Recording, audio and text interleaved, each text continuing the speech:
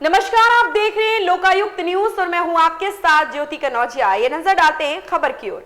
भारतीय अंतरिक्ष एजेंसी इसरो एक और इतिहास रचने के बेहद करीब है। भारत का सूर्य मिशन आदित्य L1 अपनी कक्षा में स्थापित होने के बेहद करीब है। अब बस कुछ पल का इंतजार और है। पृथ्वी से करीब 15 लाख किलोमीटर की दूरी पर सूर्य पृथ्वी प्रणाली के लैग्रेंज पॉइंट 1, जिसे L1 भी कहा जाता है, ये उसके होलो ऑर्बिट में पहुंच चुका है। आदित्य L1 को अपने तय ऑर्बिट तक पहुंचने में करीब 5 महीने का वक्त लगा है। कुछ दिन पहले ही चंद्रयान 3 की शानदार सफलता के बाद इसरो अंतरिक्ष में एक और नया रिकॉर्ड बना रहा है। इसरो अब Aditya L1 solar exploration mission के सफल होते ही सूर्य का अध्ययन शुरू करेगा। आदित्य L1 मिशन को इसरो PSLV रॉकेट के द्वारा सतीश धवन अंतरिक्ष केंद्र 4 यानी श्रीहरिकोटा से लॉन्च किया गया था। इस मिशन में करीब 400 करोड़ रुपए की लागत आई है।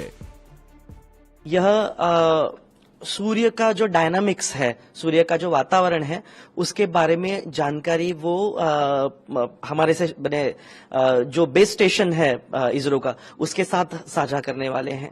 और ये जो जानकारी है, ये जानकारी केवल भारत की दृष्टि से नहीं तो पूरे विश्व की दृष्टि से बहुत ही इम्पोर्टेंट इस तरह से होगी। भारत का ये पहला ही सोलर मिशन है। क्या इसके फायदे भविष्य में हमें नजर आएंगे अगर ये सक्सेसफुल होता है? जैसे मैंने कहा कि उसके ऊपर जो 7 पेलोड्स लगे हैं, उस पेलोड के माध्यम से जैसे हमने कहा कि ये आदित्य L1 उसको नाम दिया गया है। L1 ये लैग्रेंजियन पॉइंट है कि जो सूर्य और पृथ्वी, इनके बीच में ये एक ऐसा स्थान है कि जहां जिस पॉइंट पे ये वहां सतत स्थित रहेगा, हमेशा ही सूर्य और पृथ्वी के बीच में का जो ग्रेविटेशनल ये जहां बैलेंस होता है पॉइंट, तो यहां ये स्थित होके फिर वो सतत सूर्य को ऑब्जर्व करता रहेगा, जिससे हम सभी जानते हैं कि जो सूर्य है, उस सूर्य के माध्यम से ही पृथ्वी के ऊपर जो जीवन है, जो लाइफ है, वो पॉसिबल है।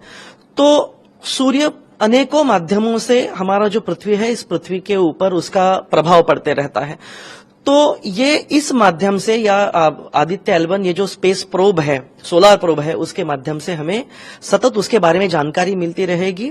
और सूर्य की वजह से पृथ्वी के ऊपर का जो एटमॉस्फेयर है, उसमें जो चेंजेस होते हैं, उसकी बारीक जानकारी हमें पता चलेगी, ताकि भविष्य के लिए अगर उसमें कुछ चेंजेस आते हैं तो उस चेंजेस को हम पहले ही भाप पाएंगे और उस तरह से हमारी पृथ्वी के ऊपर जो इंफॉर्मेशन है, उस इंफॉर्मेशन के माध्यम से हम जो भी तैयारियां हैं भविष्य के लिए, उसकी हम तैयारियां हम कर सकेंगे। ये इसरो का अपने तरह का एक बड़ा और महत्वाकांक्षी मिशन है। इसकी सफलता के साथ ही स्पेस साइंस की सोलर स्टडी में भारत एक अग्रणी देश बनकर उभरेगा। ऐसे में सोलर एक्टिविटीज की स्टडी और इससे जुड़ी महत्वपूर्ण जानकारियों को प्राप्त करने के लिए दुनिया के कई देश भारत पर आश्रित हो सकते हैं। आपको बता दें कि समय समय पर सोलर रेडिएशन और सोलर तूफानों की वजह से पृथ्वी की कक्षा और कभी कभी कुछ देशों के एटमॉस्फेयर पर इसका असर पड़ता है। ऐसे में भारत सूर्य की ऐसी हलचल की नियमित स्टडी से संबंधित पूर्वानुमान कर पाने में सक्षम हो पाएगा। इसरो के इस मिशन की चर्चा इस समय पूरी दुनिया में हो रही है। इसरो के इस महत्वाकांक्षी मिशन पर एक बार फिर से दुनिया की निगाहें टिकी हुई हैं। इसरो अंतरिक्ष में बड़े से बड़े मिशन को बेहद सस्ते में सफल साबित कर अपना डंका बजा रहा है। आदित्य L1 को ऑर्बिट में स्थापित करने के लिए श्रीहरिकोटा स्थित सतीश धवन अंतरिक्ष केंद्र से मिशन से जुड़े वैज्ञानिक इसे कंट्रोल कर रहे हैं। इसे लेकर सभी की धड़कनें बेहद तेज हैं। इसके लिए कक्षा को और अधिक अंडाकार बनाया गया और बाद में अंतरिक्षयान को ऑन बोर्ड प्रोपल्शन के जरिए लैग्रेंज पॉइंट L1 की ओर प्रोजेक्ट किया जा रहा है। इसकी सफलता के लिए पूरे देश में प्रार्थनाएं की जा रही हैं। इससे L1 पॉइंट के चारों ओर होलो ऑर्बिट में रखे गए उपग्रह को बिना किसी ग्रहण के सूर्य को लगातार देखने का लाभ मिलेगा। इससे एक्चुअल टाइम में सोलर एक्टिविटीज और स्पेस वेदर पर इसके इफेक्ट्स को मॉनिटर करना संभव हो पाएगा। दुनिया में ये बड़ा कारनामा करने वाले कुछ चुनिंदा देश ही हैं। इनमें सफलता मिलते ही भारत का नाम भी इन देशों की सूची में शामिल हो जाएगा। आज न कहीं धरना हुआ न कहीं प्रदर्शन हुआ। आज जो है हिंदू और मुसलमान दोनों के बीच में कोई दरार नहीं, मंदिर का काम पूरा हो चुका है, भगवान स्वयं जो है वहाँ विराजमान है। हमारी भी यही मन हमारा भी है कि लोग अपने धर्म के भी पक्के हों और सबके साथ अच्छा व्यवहार हो। तो हमें इस बात की खुशी है कि भगवान राम जो है साक्षात विराजमान हैं और सबको एक सलाह देते हैं कि अयोध्या ऐसी धरती है कि हिंदू मुस्लिम सिख ईसाई का भाईचारा है, वो हमेशा बना रहेगा और आज बना है, बना रहेगा, आगे भी बना रहेगा। रामनगरी अयोध्या में 22 जनवरी को प्राण प्रतिष्ठा कार्यक्रम है। एक लंबे इंतजार के बाद रामलला गर्भगृह में विराजमान होने वाले हैं। अब ऐसे में कई दिग्गज अतिथियों को न्योता भेजा जा चुका है। ऐसे में अयोध्या भूमि विवाद मामले के वादी यानी कि इकबाल अंसारी को भी प्राण प्रतिष्ठा कार्यक्रम का न्योता भेजा गया। दिलचस्प बात तो ये रही कि इकबाल अंसारी इकलौते मुस्लिम हैं जिन्हें सबसे पहले इस प्राण प्रतिष्ठा कार्यक्रम का न्योता भेजा गया। जरा ये तस्वीरें देखिए, फिर आपको बताते हैं क्या कुछ बोले इकबाल अंसारी।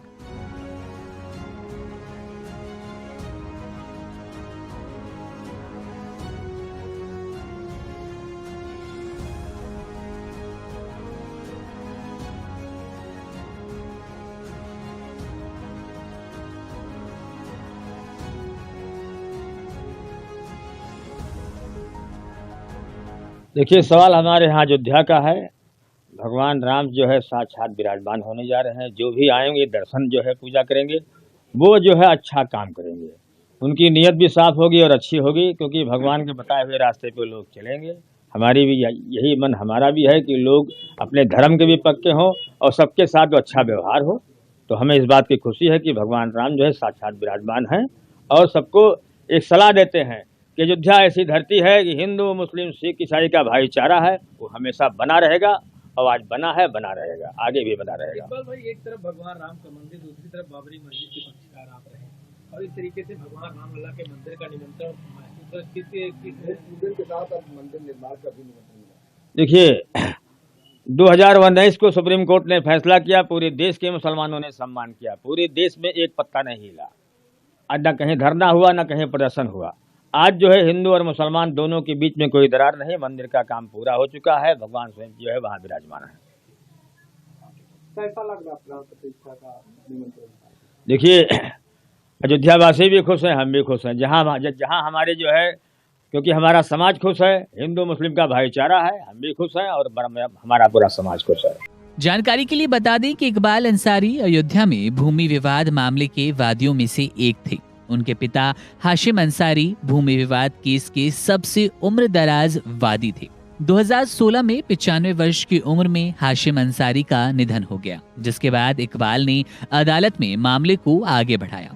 मीडिया रिपोर्ट्स के मुताबिक अंसारी ने माना कि ये खुशी की बात है कि प्रधानमंत्री नरेंद्र मोदी दर्शन के लिए अयोध्या गए। उन्होंने सुझाव दिया कि राम मंदिर का प्राण प्रतिष्ठा अनुष्ठान प्रधानमंत्री को ही करना चाहिए। अंसारी ने मीडिया से बात करते हुए कहा, जब पीएम मोदी का काफिला मेरे घर के सामने आया तो मैंने उन पर गुलाब की पंखुड़ियां बरसाई। इस दौरान मेरे परिवार के सदस्य भी मौजूद थे। जाहिर तौर पर ये वीडियो, ये तस्वीरें दिल जीत लेती है और एक बार फिर से अयोध्या नगरी को धर्म से परे बनाती है। अयोध्या नगरी को धर्म के किसी भी बंधन में बांध कर नहीं रखती। खुद इकबाल अंसारी कहते नजर आते हैं कि अयोध्या हिंदू मुस्लिम में रार वाली नगरी नहीं, प्रेम की नगरी है। और अब लंबा इंतजार 22 जनवरी को खत्म हो जाएगा। रामलला अयोध्या आ रहे हैं। हमेशा चर्चाओं में रहने वाली अलास्का एयरलाइंस एक बार फिर से चर्चा में है और इस बार अलास्का एयरलाइंस किसी अजीबोगरीब घटना की वजह से नहीं, बल्कि जानलेवा लापरवाही की वजह से चर्चा में है। दरअसल अलास्का एयरलाइंस के बोइंग 7379 मैक्स विमान को उस वक्त इमरजेंसी का सामना करना पड़ा जब आसमान के बीच में उसका एक दरवाजा टूटकर गिर गया। इसके बाद यात्रियों में हड़कंप मच गया। हालत ऐसी थी कि एक जोर का झोंका अंदर आ रहा था, जिसको देखकर यात्री विचलित हो गए। लेकिन कुछ ही देर बाद पायलट ने सब कुछ संभालते हुए दरवाजा टूटने के बावजूद भी, एयर प्रेशर होने के बावजूद भी विमान की इमरजेंसी लैंडिंग करा ली। दरअसल ये सब तब हुआ जब उड़ान भरने की कुछ ही देर बाद दरवाजा हवा में ही टूट गया। यात्रियों द्वारा एक वीडियो बनाया गया जिसमें सेंटर केबिन निकास द्वार टूटा हुआ था और पूरी तरह से अलग हो चुका था। अंदर तेज हवा आ रही थी और ऑक्सीजन का लेवल भी डाउन हो रहा था। इसके बाद यात्री मास्क लगाकर अपने आप को बचा रहे थे। दरअसल अलास्का एयरलाइंस ने अब एक अपना बयान भी जारी किया है जिसमें उन्होंने कहा है कि पोर्टलैंड से ओंटारियो सीए यानी कैलिफोर्निया के लिए AS 1282 ने शाम को उड़ान भरी थी, लेकिन तभी घटना हो गई। विमान 171 यात्रियों और 6 चालक दल के सदस्यों के साथ उड़ान भर चुका था।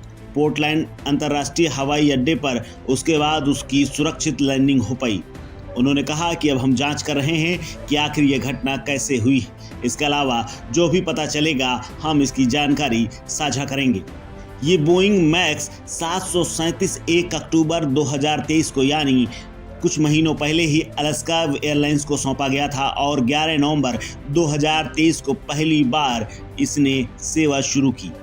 फ्लाइट रडार 24 के मुताबिक इसने अब तक 145 उड़ान भरी। वहीं US national transport safety board यानी NTSB ने X पर एक पोस्ट में कहा है कि अलास्का एयरलाइंस फ्लाइट 1282 से जुड़ी एक घटना की जांच शुरू हो गई है। Real time aircraft movement monitor flight radar 24 ने एक सोशल मीडिया पोस्ट में कहा है कि विमान 16,325 फीट की ऊंचाई पर था और सभी कुछ सुरक्षित था, लेकिन अचानक दरवाजा टूट गया। उसके बाद सभी की सुरक्षित पोर्टलैंड में लैंडिंग करा ली गई। दरवाजा टूटने की इस घटना के बाद एयरलाइंस में सफर कर रहे यात्रियों की दिलों की धड़कनें बढ़ गईं। कई यात्रियों ने वीडियो बना लिया जिसमें साफ नजर आ रहा है कि यात्री अपनी जान बचाने के लिए हर जुगत कर रहे हैं और इसी बीच अंदर तेजी से हवा आ रही है और सांस लेना तक मुश्किल हो जाता है, लेकिन फ्लाइट के क्रू मेंबर्स और पायलट ने सुरक्षित इसको लैंड करा लिया। आपको बता दें कि ये पहली बार नहीं कि अलास्का एयरलाइंस में ऐसी कोई घटना हुई। इससे पहले भी कई बार ये एयरलाइंस अजीबोगरीब घटनाओं के लिए जानी जाती रही है। एक बार तो यानी कुछ साल पहले हवाई जहाज में उड़ान भरने से पहले ही एक आदमी विंग में जाकर बैठ गया था। तब यह घटना अमेरिका के लास वेगस हवाई अड्डे पर हुई थी, जब उड़ान भरने जा रहे अलास्का एयरलाइंस पर एक व्यक्ति विमान के पंखे पर जाकर के बैठ गया और उसका यात्रियों ने वीडियो और फोटो खींच लिए थे। हालांकि बाद में उसको उतार करके पुलिस के हवाले कर दिया गया था और उसे सजा हुई थी। इसके अलावा एक घटना और इसी एयरलाइन से जुड़ी हुई जो कि वाशिंगटन के नेशनल एयरपोर्ट से उड़ान भरने के दौरान एक यात्री ने प्लेन को ही चुरा लिया था और जाकर के आइलैंड में क्रैश कर दिया था। दरअसल अलास्का एयरलाइंस का ये कर्मचारी आत्महत्या करना चाहता था और अपनी आत्महत्या करने के लिए ही इसने प्लेन चुरा लिया था। हालांकि बाद में इसने प्लेन को क्रैश किया था और इसे गिरफ्तार भी कर लिया गया था। इस खबर में फिलहाल इतना ही। बने रहे लोकायुक्त न्यूज के साथ।